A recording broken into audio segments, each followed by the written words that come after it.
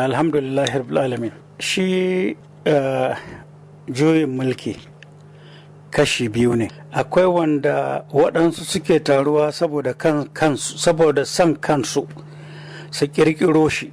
Shi yasa waɗansu idan sun yi juyin mulki sukan samu matsala da abu guda, wa shine karɓuwa daga gurin al'umma na wannan ƙasar.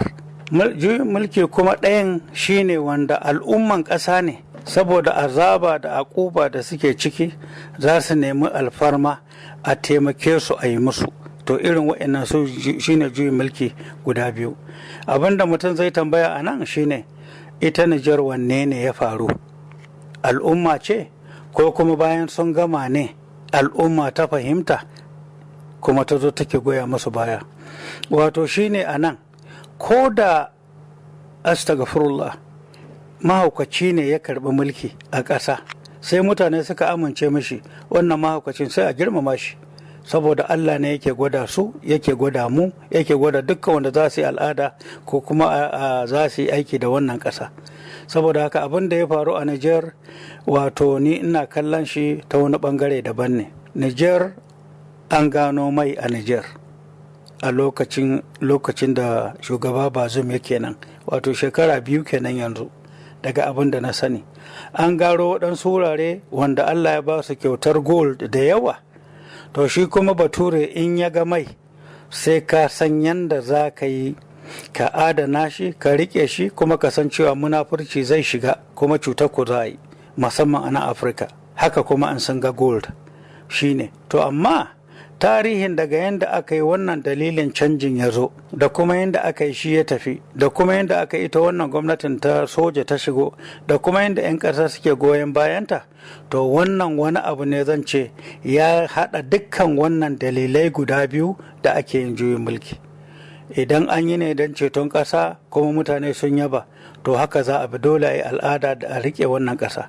Abin da ake so ana shine sai ka fahimci girmama wannan ƙasar, don ƙasa ce mai cin gashin kanta, to ka girmama ta, ka girmama mutane. Na Nijar tsakaninmu ya fi ƙarfin yadda za ka kalle shi da wata ƙasa daban. Dole ka kalle shi tamkar Najeriya ce take cikin wannan matsayin, kuma ka dube shi da haka. Banda maganar tarihi, banda maganar cewa mu duka ɗaya ne, banda kuma maganar cewa ƙasashen turawan nan sun daɗe suna hangowa. Shi yasa na sha magana a da wancan wani taɓa magana a wurin ku na ce fitina tana ƙara tashi a arewa a ƙasashen Afirka. Duk lokacin da kaga kumbo Apollo ya tashi, wato tauraron dan adam ake jefa mai hango abubuwa da Allah ya boya gargashin ƙasa, suna gano abu wanda yake arziki ne da za ku amfana, so kuma suna shirya muku abubuwan da zai kawo tashin hankali tsakaninku saboda amfaninsu. Saboda an kuna faɗa kuna yaƙi, su suna can suna haƙa, suna gina kansu, suna gina ƙasashensu. Ba su damu ba ko kuna da rai ko ba ku da rai, ko kun rayu ko ku mutane ne gaba ɗaya, ba su damu ba. Abin da kuke da shi suke so su ɗauka kawai shine. Saboda haka sanin kanmu, mutunta kanmu, sanin tarihinmu, al'adunmu, da kuma cewa in fa aka yi fitina, a inda fitinan nan ta faru shine masifan. To a wannan ɓangaren, in a ce da yadda mutane suke faɗa shine a Najeriya ne za a yi amfani da ita a kai wa Nijar hari.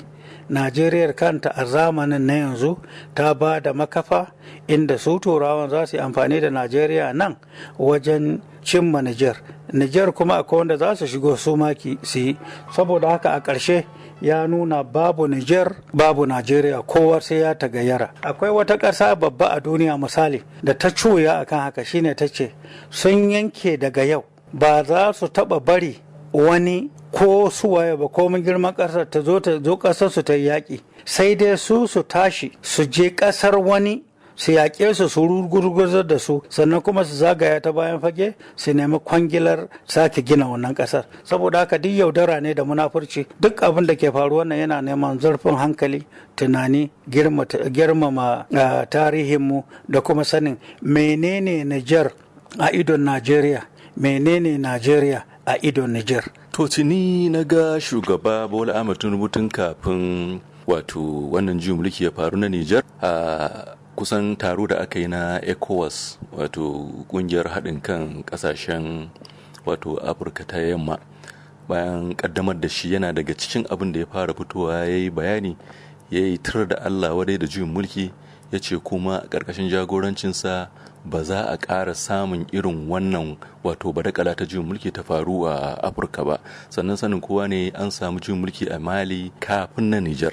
To shi sa da juyin mulkin wato Nijar ya faru, ya fito da babban murya ya yi Allah wadai, kuma suka ba da wato ainihin lokuta, takaitattun lokuta, cewa a dawo da shugaba Bazoum kan kujerarsa. Idan ba haka ba, za su ɗauki duk wani irin mataki, kama daga matakin wato kakaba takunkumi na tattalin arziki da kuma ɗaukar matakin soja, wanda har yanzu ana kan haka. A yanzu haka sun ƙara ma gwamnatin Nijar ɗin 'yan kwanaki ne. To a can Nijar ɗin kuma za ga cewa mutane sun fito sun yi dandazo a filayen wasanni da ko'ina, suna wato ainihin goyon bayan wannan gwamnati. Ya kake ganin dabarar ECOWAS ƙarƙashin jagorancin shugaba Bola Ahmed Tinubu na Najeriya? Maganar kare demokradiyya, in wannan kake bi da kuma abin da ya faru a Nijar, za ka ce babu kyau a rusar da demokradiyya. Amma abubuwa kuma da dalilan da suka faru da kuma kuncin da mutanen Nijar suka ji, har ya sa yau suke goyon bayan duk wani taimako da ya zo, har da ita wannan gwamnatin soja, ko kuma akan ita wannan gwamnatin sojan, shine babban magana a nan. Shi shugaba Tinubu ina tausayinsa saboda su suka yi gwagwarmayan faɗa da janar Abacha a da, lokacin suna kamar irin 'yan kwadago na mai zance ne, irin masu faɗa da gwamnatin soja a da, a Nadeko a sannan.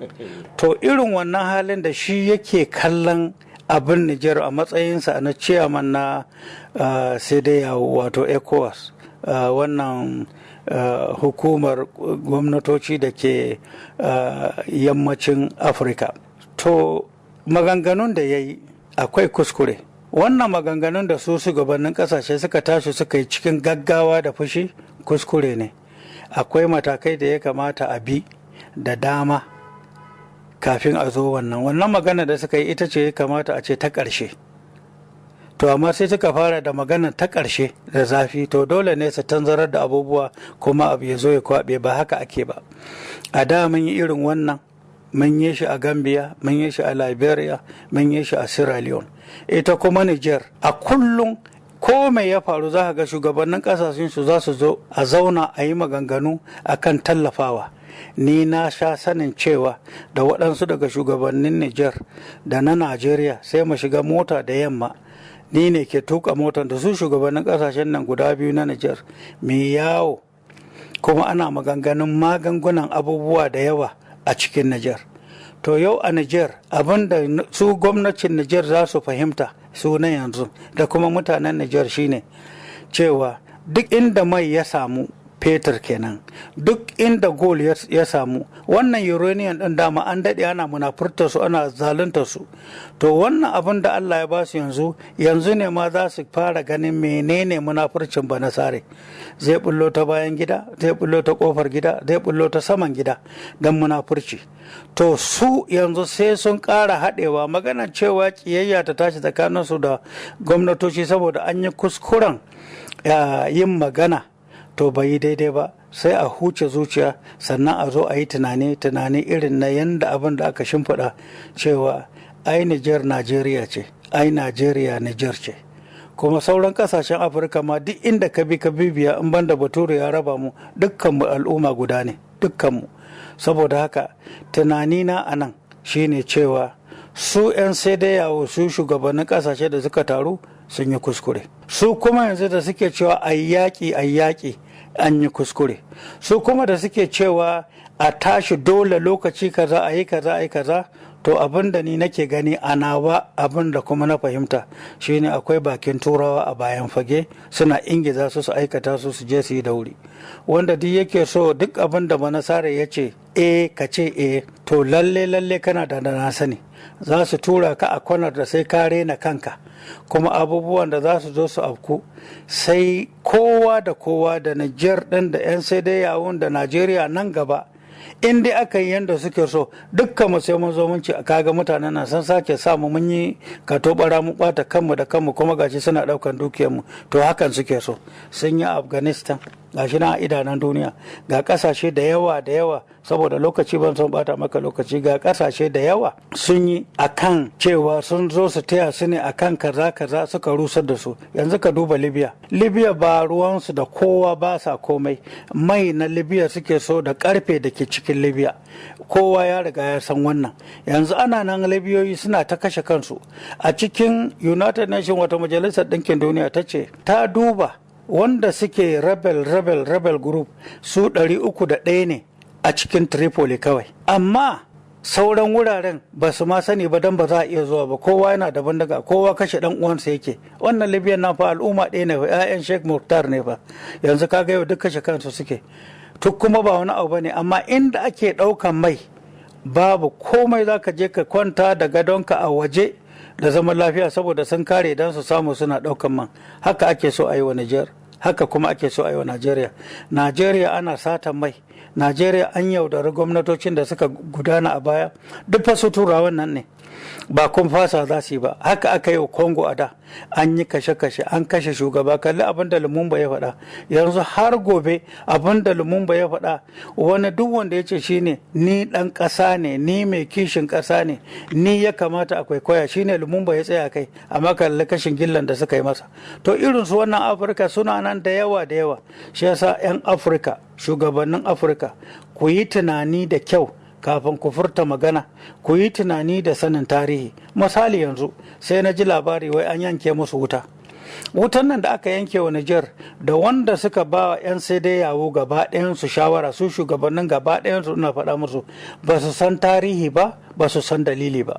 Dalilin wannan wuta shine su Sardauna, su Tafawa Balewa da su Zik a wannan lokacin sai suka taru suka ce, idan muka bari kowace ƙasa ta yi nata dam saboda mu samu wutar lantarki musamman tsakaninmu da Nijar, to kuskure ne. Su ba su da wutar, mu ba mu da wutar, su ba za mu samu isasshiya ba, dan dam din da za su yi karama ce. Mu kuma Najeriya idan ba mu samu kuɗin da muka yi babba ba wanda zai ba Nijar da mu wuta gaba ɗaya, mun yi kuskure, an yi rashin hankali. Wannan yarjejeniya har yanzu tana nan, 1962 da 1963 takaddun suna nan. To aka yi wannan dam ɗin ana ba Nijar wuta, sai kawai ka tashi kai baka san wannan tarihin ba, ka je kace ku kashe wutar Nijar, sai Nijar suka ce a shikenan mu ma za mu je mu yi tamu ta kanmu, za kuma su iya.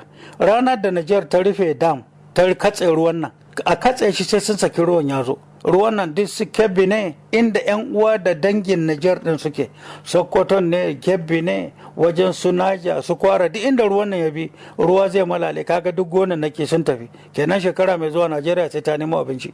Wannan ruwan zai malala har Enugu. To ba tsaya ana la'akari ba, duk abin da ake yi a cikin fushi akwai shaidan a cikinsa. Duk abin da aka mai da Allah kuma ake tunani da zurfin hankali da tunani, babu kuskure a ciki, babu shaidan a cikinsa. Saboda haka ni ina ganin su hannun kasashen waje kamar yadda suka wulakanta mu a da, muka jajirce, shi yasa waɗansu su ba sa son mu har gobe. Akwai kasashen da mun je ɗaya biyu ba za su taba ba mu visa ba saboda ba mu bar su sun yi yadda suke so ba. Tuni na ga bayan wannan wato barazana da kasashen sai da yawo ko ECOWAS suke yi ga su wayannan shugabannin mulkin sojin na Nijar, sannan akwai matakai na diplomasiya da ake ɗauka wato a bayan fage, akwai kuma wanda ake ɗauka wato kai tsaye.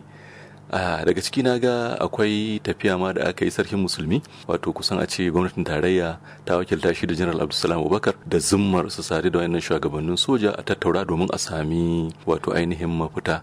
Kana ganin matakan na diplomasiya da gwamnatin Najeriya wato a hannu ɗaya da kuma ƙasashe wato ƙarƙashin jagorancin ita ECOWAS din, kana ganin wayannan matakai da ake ɗauka na diplomasiya wato sun isa, ko kuma akwai wani abu da ya kamata a yi ta mahangaka Mejo? Wato kuskuren da aka yi na tura wannan tawagga ba na kushewa kowa, amma ka san a duniya akan ce abin da ya zagaya shi zai zagaya ya zagayo. Su wanda suke kai yanzu yaran shugabanni ne wanda suka gabata, sun san tarihi, sun san yadda aka yi, kuma aka yi waɗansu badakala har aka karkashe waɗansu shugabanninsu. Kuma daga cikin tawaga nan akwai wanda watakila su ba su sani ba ma, amma a idansu su masu laifi ne, ba su yarda da su ba, sai kuma aka tura su aka ce a sasanta da su. za ta yi? Kuskure na ɗaya. Kuskure na biyu, a harkar diplomasiya sai ka sa gaggawa a ciki tun ma kafin a soma wannan abin ya riga ya ɓaci bai tashi ba. Na uku, ba za ka zauna ka ce ka tunkari mutane ba ka san dalilan da ya sa suka yi abin da suka yi ba. Sai ka yi nazarin haka ka dawo gida ka zauna. Yaya suke ciki, me suke ciki, me ya faru. Kar ku yarda wani daga bayan fage ya tilasta ku yi wani abu na gaggawa. Dan na ji labari, misali, waɗansu suka ce ai an taɓa yi ma a Sierra Leone aka dawo da President Jankaba. Wai wannan gaskiya ne.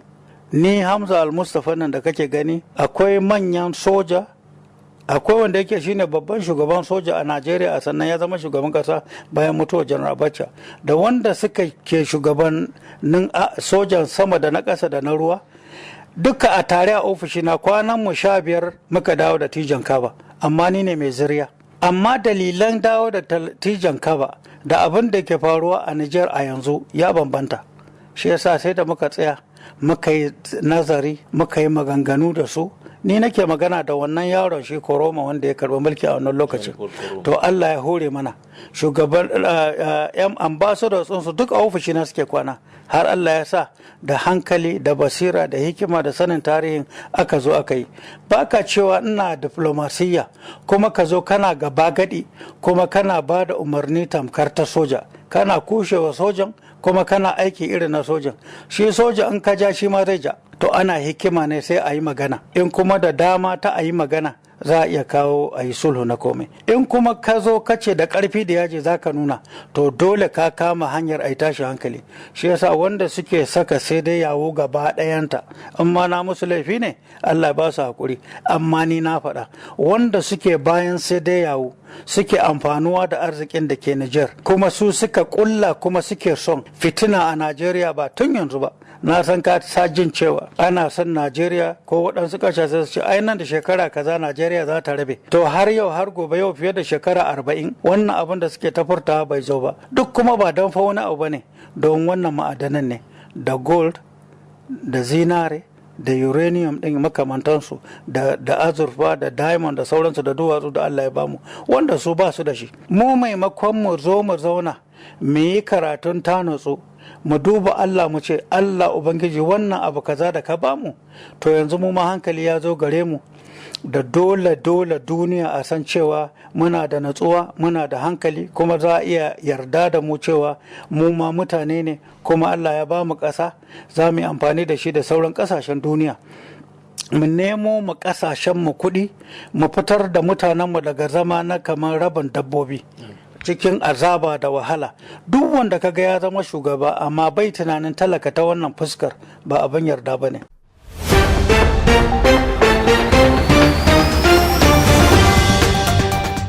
Idan na fahimce ka ranka daɗe, wato kusan kamar kana ce mun wato cewa su ƙasashen yamma ɗin nan ba su damu da kasancewa ka shugaba zaɓaɓɓe a ɓangaren dimokuraɗiyya ko kuma a'a shugaban mulkin soja da ya hambar da gwamnati ba, matukar za su samu biyan bukatar su wajen cire waɗannan abubuwa na mabunkura ƙasa su ci gaba da raya ƙasashen su kenan misali. Wato ba wai na ci zarafin wani bane.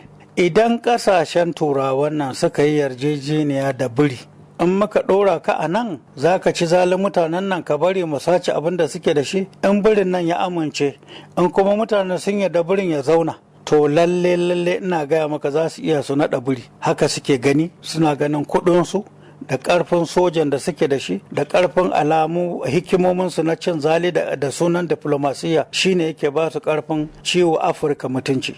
Abin da nake faɗa a nan a yi shine tunani, zurfin hankali. Iyayenmu da suke Nijar su ne iyayenmu a nan.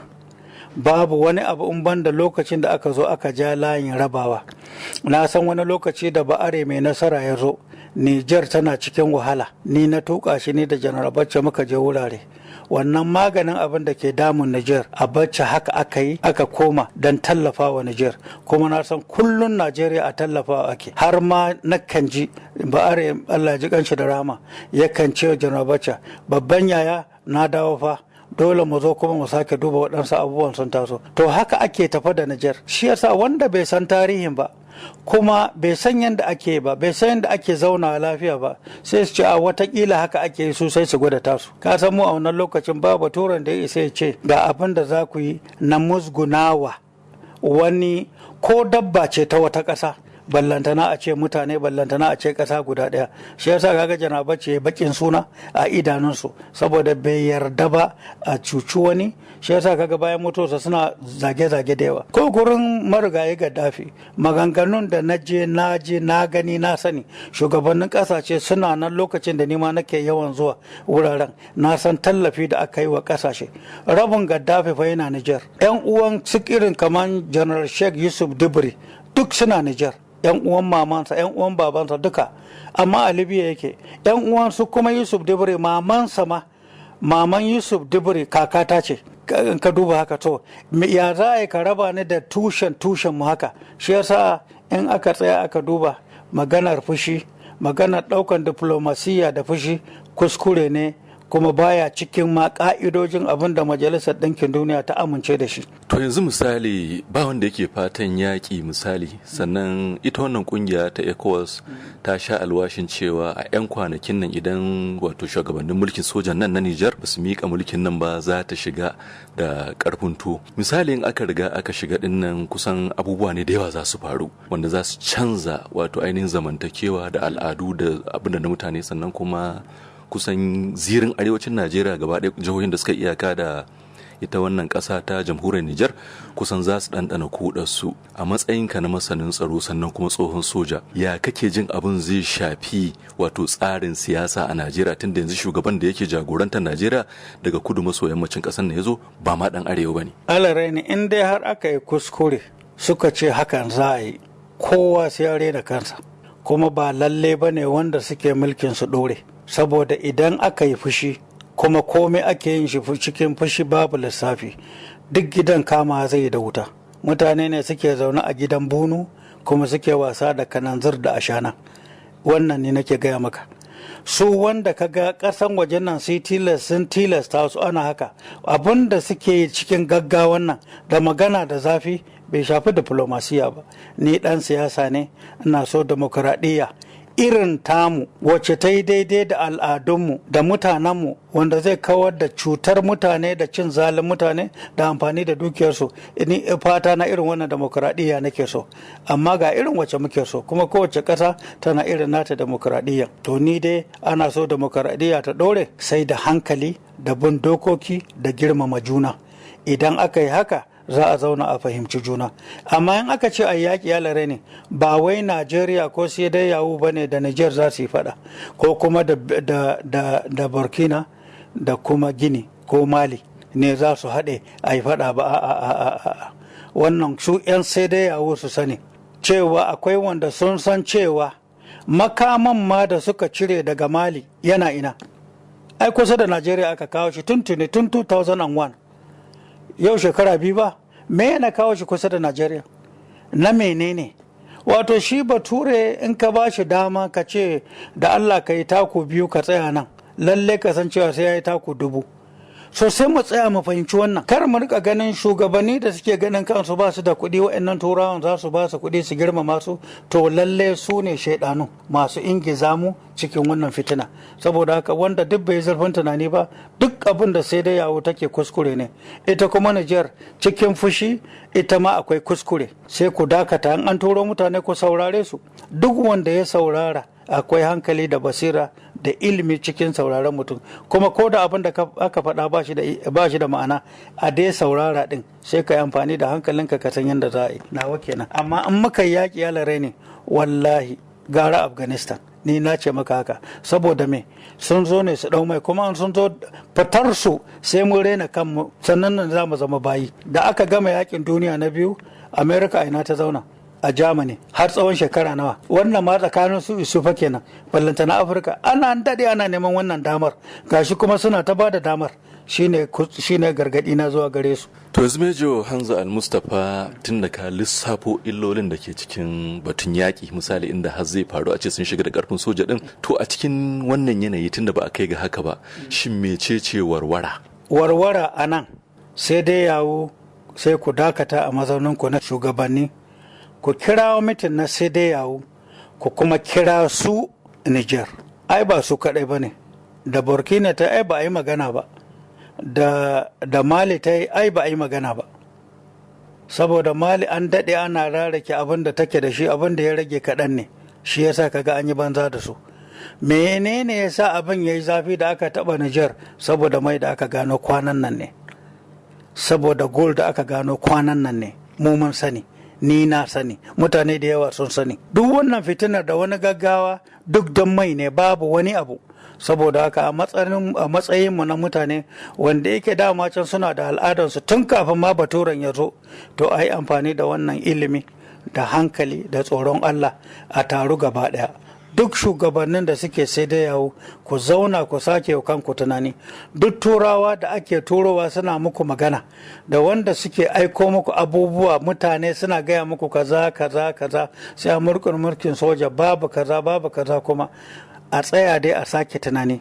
In ma an yi ɗin akwai yanda ake bi a cimma yanda ake so cikin hikima, shi ya sa ma komai ɗin ma aka kira shi diplomasiyya, cikin mutuntawa da hankali. In ba haka ba aka ce yakin za a yi, Najeriya ce a ƙasashen sai dai yawo, su wane ne, daga ina za a kawo makamin? Daga bature in ya bako sai ku cilla wa gidan juna 'yan juna, sai kuka kunna wannan fetur da ashana, kuka kunna wuta a Nijar, wuta a Najeriya, wuta a kasashen sai dai yawo, kuma ba ku san irin yadda zai ba, dan zamani ya canja.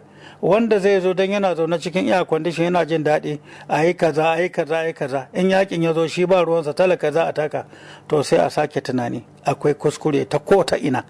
Abin da ke faruwa takarda ce aka bayar ta bature, kuma kowane yanzu yin abin da bature yake yi suke so.